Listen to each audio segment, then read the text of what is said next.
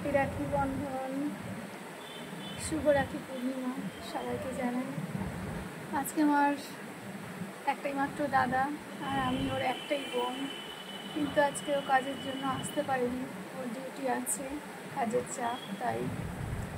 আর আমার তো তিনটে মেয়ে, ওর ছেলেরাই আমার ভাই বোনাই ওদের ভাই, ওরাও আসতে পারেনি, ওর দুটো ছেলে।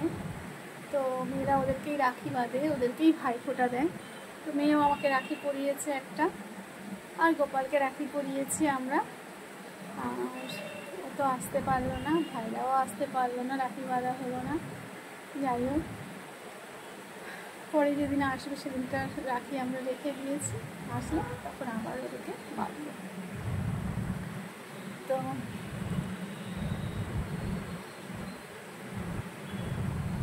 সবাই সবার দাদা ভাই সবাইকে রাখি বেঁধেছ, আবার অনেকেই বাঁধতে পারেনি, কারণ সবাই তো আর কাছে থাকে না, নানান কর্মক্ষেত্রে সবাইকে নানান জায়গায় যেতে হয়,